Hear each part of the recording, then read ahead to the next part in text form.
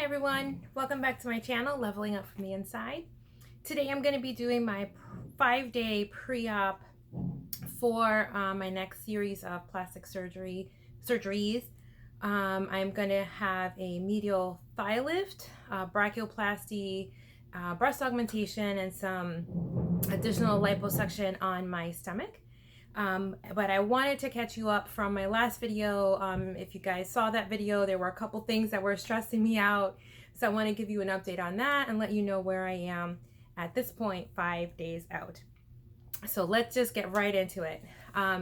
So when I did my last video, I mentioned that the COVID test was kind of a pain in the neck because I had to get my COVID test, but you couldn't say that it was for pre-op. It had to be that I was exposed. Well, I was able to find a walk-in clinic that did the COVID test last week, and they, confirmed that I would have the results within 10 days. However, today is the 9th day, so I called them this morning just to confirm, when I was going to get the results, because I have to submit them to my doctor's office by tomorrow, which is Friday. My surgery's on Monday. And they said that, our sincerest apologies, but, the lab is running about 2 weeks behind. And today we just got the results from people that tested on the 15th. Okay. So I was in a mad panic today or this morning to try and find a place that would do the right kind of COVID test, because it can't be like there's a shallow nose swab and then there's the tickle your brain nose swab. And that's the one that I needed, the tickle your brain nose swab. Well, thankfully I called the health department and they pointed me towards the only place in town that will do a quick result COVID test, that is the tickle your brain one. However, at this point in the day, they were already closed for the day. So I have to be there tomorrow morning at 4 a.m. in order to get my COVID test and have the result by 4 p.m. So yeah, that's been a little bit of a stress, but hopefully everything will work out with that. So let's move on. The next issue, or the next bit of a stress that I'm having, I live in Southwest Florida in Naples, and my doctor is on the East Coast in Fort Lauderdale. It is July 30th, and right now we have Tropical Storm Isaias currently over the islands and headed towards Florida. It's supposed to get here this weekend. It should be out of the area by Monday. So I'm not overly concerned that the storm itself will delay my surgery. However, I do have a cousin that is flying down from Rhode Island just to help me for a few days because my mom is going to be there, but she's older. And my cousin's just going to help more physically if I need help moving around. And I am concerned about the flight and her getting here and all of that stuff. So I'm thinking positive that everything works out with that. Sometimes you just got to let it go. And on the other hand, if the storm turns into a hurricane or something worse, then I have to completely change gears and go to storage and get all my hurricane supplies, because I've got nothing. I mean, I've got water and stuff because Floridians were always got that stuff. But like all of my hardcore supplies are all in storage. That'll be a Saturday thing. Maybe a tomorrow thing, because if the storm comes, it's supposed to come this weekend. So probably tomorrow at lunch, I'll go get my hurricane supplies. I'm usually not that unprepared. Believe me, I'm usually very prepared, but it's been a week. Let me grab some water here. On that note, on top of everything else, my son, who's 5, came home with a cold last week. And even though I've been taking a lot of vitamins, I caught his cold. And I've been double dosing my vitamins this week. When I talked to my surgeon's office today about the COVID test, I started coughing, and she's like, "Oh no, you have a cold, you can't have surgery because they can't intubate you." And I'm like, look, it's Thursday. I've been dealing with this for like 3 days already. By Monday, I'll be fine. Don't worry. But, excuse me, if I have to keep stopping and take water, it's just because my throat gets dry. It doesn't hurt or anything. It's just dry. So what is going on? What else is going on? So I don't know if you guys know this, but I am currently in school to get my master's degree, and I'm currently in my last class. My last class ends on Saturday, so I am 2 assignments away from earning my master's degree. So on top of everything else, I don't know why I scheduled it this way. I am totally like up to here with all the homework that I have to do, which has kind of been a good thing because it's kept my mind a little more focused on a task, so I'm not stressing about everything else. However, if I don't get those assignments in by Saturday, that's not going to be a good thing. I mean, I'm sure they'll give me an extension if I ask, but I don't want to. I want to be done with that master's degree already. It's been forever. So that's going on too.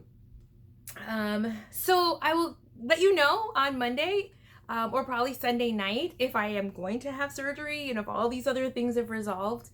If I do have surgery, I will post probably Monday afternoon or Monday evening to give you guys an update of how everything went. So I do want to show my loose skin. A few people have been asking about the loose skin. I have shown it in previous videos, but I guess people wanted something specific, so let's get to it. Let me just back this up a little bit. All right, so before I get started with that, I do have a subscriber whose name is Sarah, and she asked if I could show my tummy tuck scar. I had a circumferential tummy tuck done November of last year, so I'm going to show that really quickly because I know that she's going to be watching. So it goes down pretty low. I'm not going to make this like R-rated, but you can see kind of right there. And I'll turn slowly so you can see it goes all the way around. I will be 9 months post-op next week. Actually, on the day of my upcoming surgery will be 9 months from this surgery. My scar is healing pretty nicely. It is kind of dark, but I have kind of olive skin, so that's to be expected. I mean, for my C-section scar, it took that about 2 years before it completely lightened up. So with my upcoming surgery, I don't know if you can see this little bit of an underbelly here. Before I had my tummy tuck surgery, I did have a lot of weight down here below my belly button, and even though he took it up pretty high, there's still, you can see it there, this kind of extra pooch. So when I have my surgery on Monday, he is going to do some additional liposuction in this place, and then I don't know if it's kind of hard to see. I have like a little fat bump here. It's kind of hard to see it on the video. The doctor noticed it, and he's going to take care of that too and just do a little lipo on there. So Sarah, I'll give you a last kind of look. This is the circumferential tummy tuck, and there you have it. Now I'll feel a little less X-rated. Okay, that's better. All right, so let's get into what is going to be happening on Monday. So the first surgery I'm going to have is a brachioplasty, which is an arm lift. This is my right arm. This is my left arm. You can see I have a lot of skin there. So if I turn my arm like this, you can kind of see where the natural arm line would be and how much is going to come off. I do have, if you can see it here, a lot of extra skin here. So normally what surgeons would do is they come down and then go towards the front, I believe. But he's going to take this in towards the back so that he can pull in some of this extra skin. I have it on this side here as well, so you can see that there. Another thing he has to do is kind of reshape my arm because it attaches itself so low, so he's just going to have to bring that up so that it's like up here where it's supposed to be. So when it's done, it should look like that. I did get the arm, what is it called? The arm binder, the arm compression garment. I got this one off Amazon. They do have one that has the piece that goes up like across, which is like that thing that you buy. I forgot. It's like a band that you buy that goes across your boobs up here for those people who are lucky to be big breasted and you go running. It basically holds it down. I read in the reviews though that one was not very comfortable shortly after post-op, so I didn't get that one, but probably in the future I'll get the band and that'll be fine. But this is the one I have for now. Excuse me. I did not know what size to get because they go by measurement. So obviously, I go by this measurement, the size would be larger. So I sized down one size and got a large. However, when I put it on, it fits just kind of like a regular sleeve. It doesn't really offer a lot of compression. So I ordered a size down, and then once I get there, I'll let them decide which one has the right kind of compression, and then we'll go from there with that one. All right, so the next surgery that I'm going to have is a medial thigh lift. You guys can see kind of like the jiggliness there. How would I turn? If I turn my leg like that, you can kind of see this is kind of where my leg is, and then it would be kind of like down here. So this is all going to be coming off. It's quite a big chunk. I mean, my leg, I don't have a lot of muscle tone. I've been working out, but I don't have a lot of muscle tone yet. So it is going to be quite a large amount coming off of the legs there. Same with this one, if you can kind of see it there.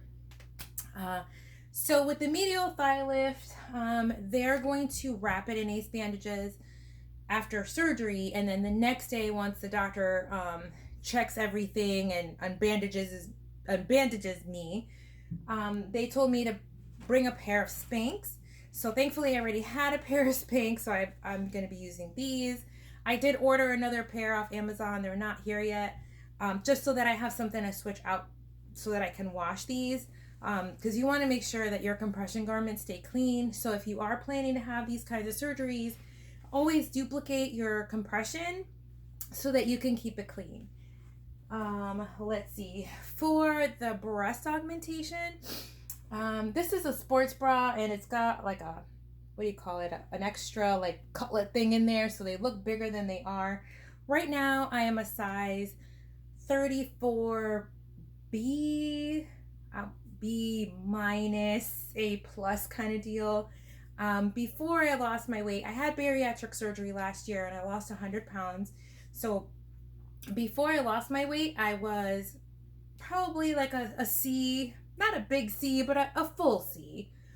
And when I talked to my surgeon, I was like, I definitely want to be a nice full C, if not a D. So hopefully that is where I'll end up.